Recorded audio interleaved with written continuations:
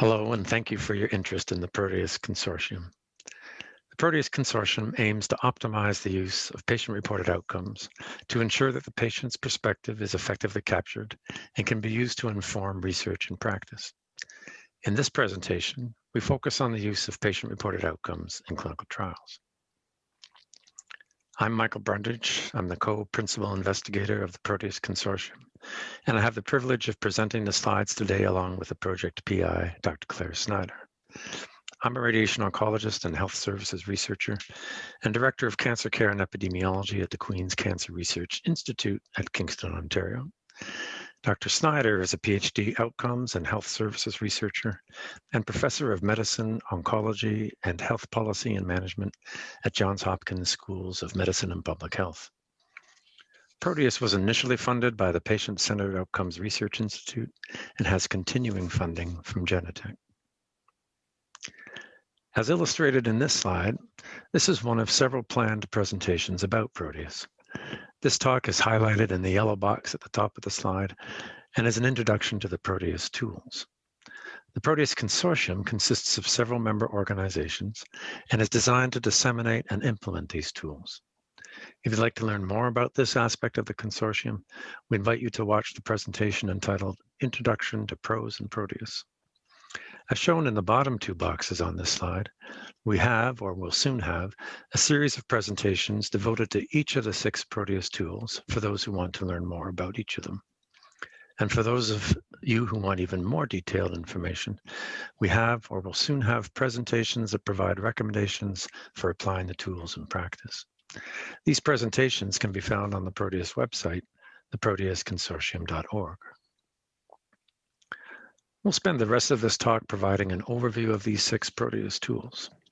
Collectively, these tools aim to enable pro aspects of protocol development, trial accrual and follow-up, analysis, reporting, and clinical uptake of the trial findings. Implementing these tools will assist clinical trials in providing high-quality pro evidence to inform clinical decision-making and health services policy development. The first tool we'll look at is the SPIRIT Pro Protocol Guidance Tool. SPIRIT stands for Standard Protocol Items, Recommendation for Interventional Trials, and is a statement designed to specify requirements for a quality clinical trial protocol. SPIRIT Pro is an extension of the core SPIRIT guidance and is focused on aspects of the protocol relevant to PROS.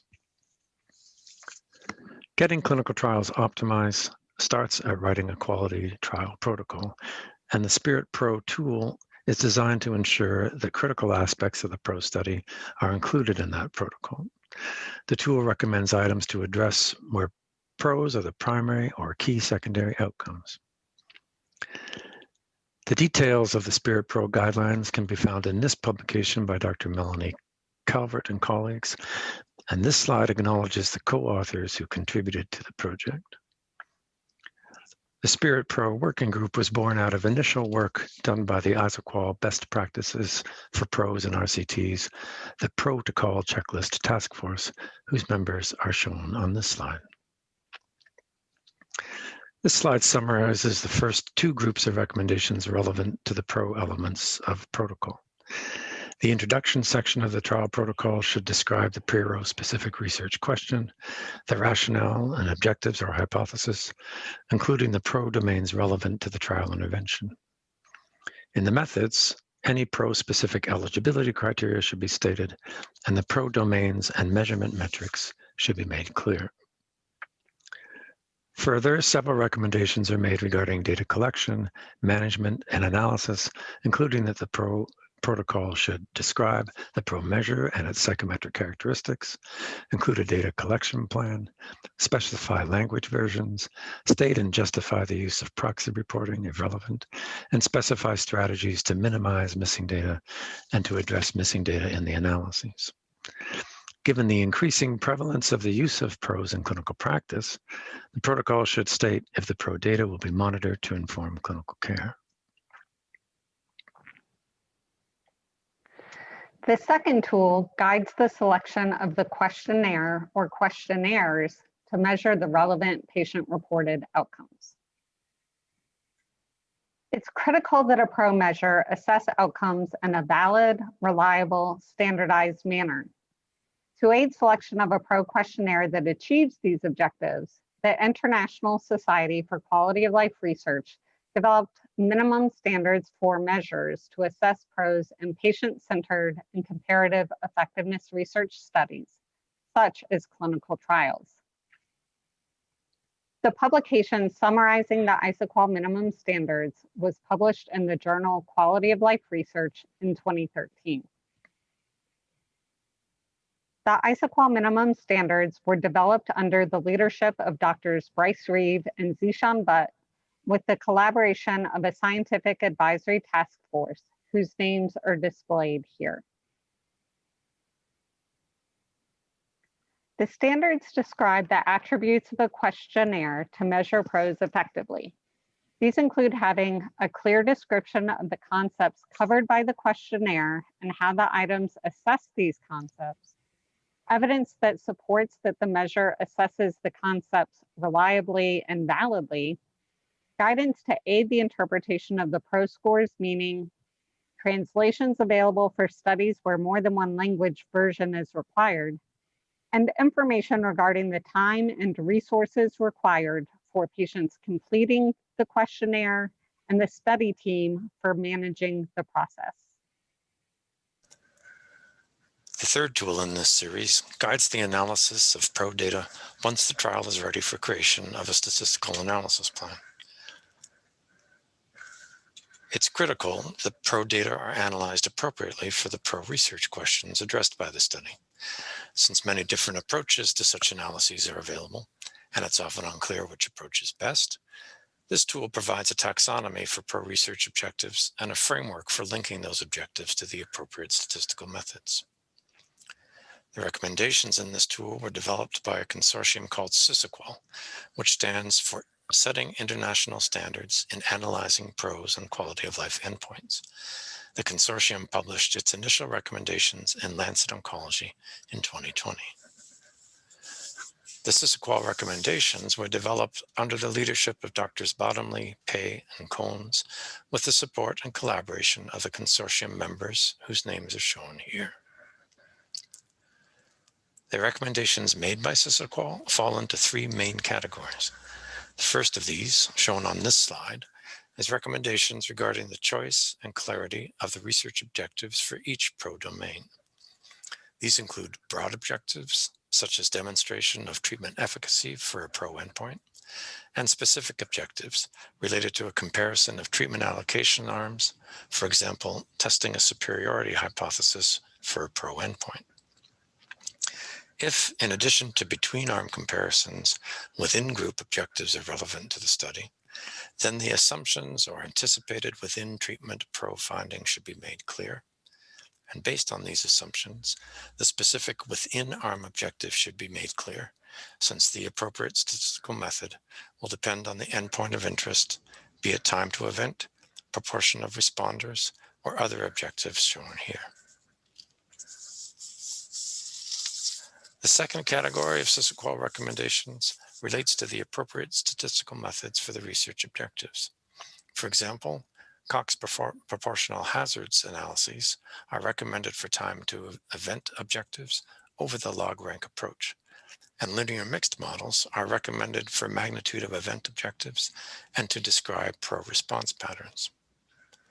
Finally, recommendations are provided for dealing with missing PRO data in these analyses and collecting reasons for missing PRO data to aid in the assessment of the potential impact of missing data on the trial findings. The fourth tool in this series guides the reporting of PRO data once the trial findings are ready to publish or otherwise report. Since evidence shows variation in the quality of clinical trial reporting with respect to PRO endpoints, the guidance helps to ensure that the PRO methods and the results are clearly described and that the relevant information is included for readers. The recommendations in this tool were developed by a working group first initiated under the auspices of the International Society for Quality of Life Research and were published in JAMA in 2013. This slide acknowledges members of the working group executive, our funders, and international collaborators. The Consort Pro recommendations constitute an extension to the Consort statement that guides the reporting of clinical trials in general. The key recommendations that are relevant to the reporting of pros are listed on this slide. These include the identification of pro endpoints in the abstract, providing background rationale for the trial pro objectives, summarizing the pro methods clearly, and providing an interpretation of the pro findings as they relate to the other outcomes in the clinical trial in order to best inform clinical practice. Another aspect of reporting the pro results is displaying the data to promote patient and clinician understanding and use.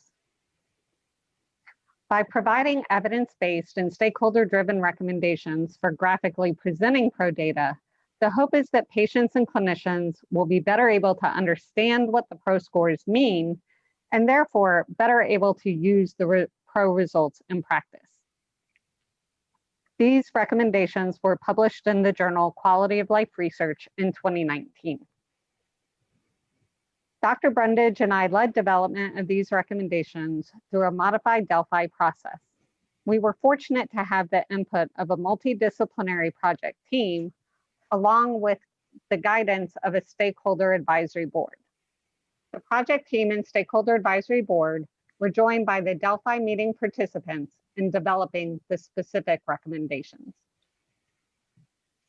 Without going through all the details of the specific recommendations, we wanted to provide an overview of what the recommended pro data displays look like. Here is an example of the recommended approaches for displaying data to patients in, for example, educational materials or decision aids. This example shows colored line graphs of average scores over time.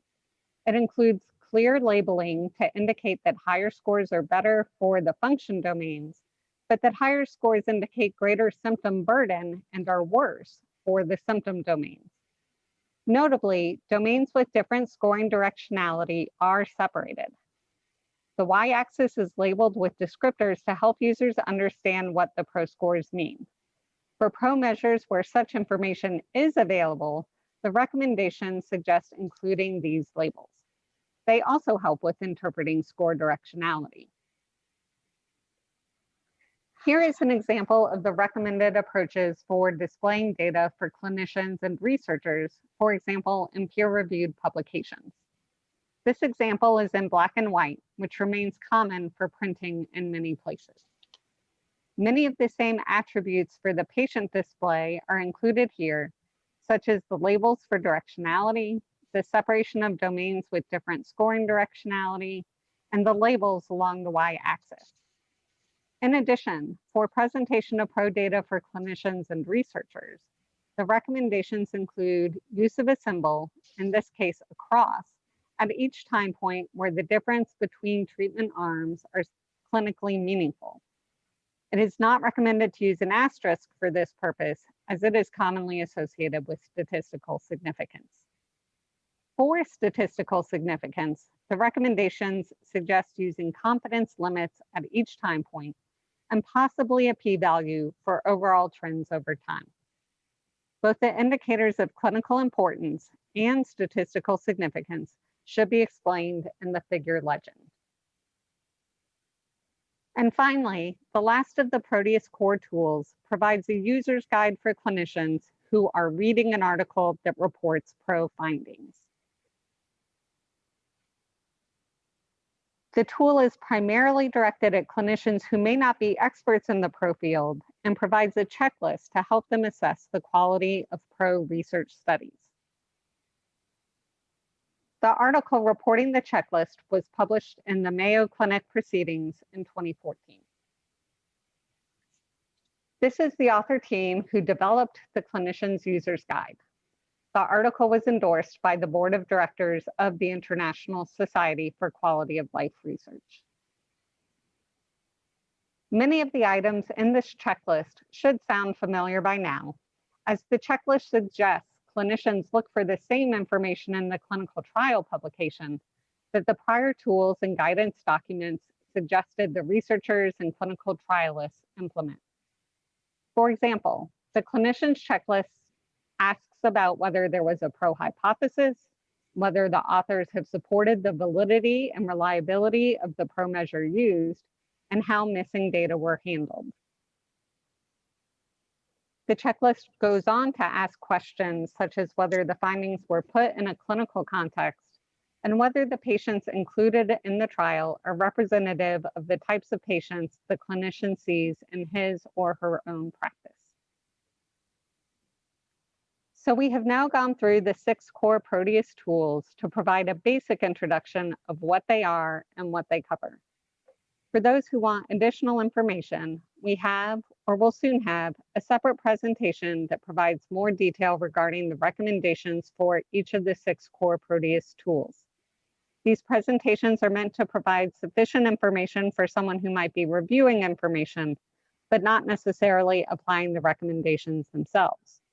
And for those who want even more detailed information, we have, or will soon have, presentations that go into the specific recommendations for each of the 6 tools to provide the level of detail for applying the tool's recommendations in practice. Thank you very much.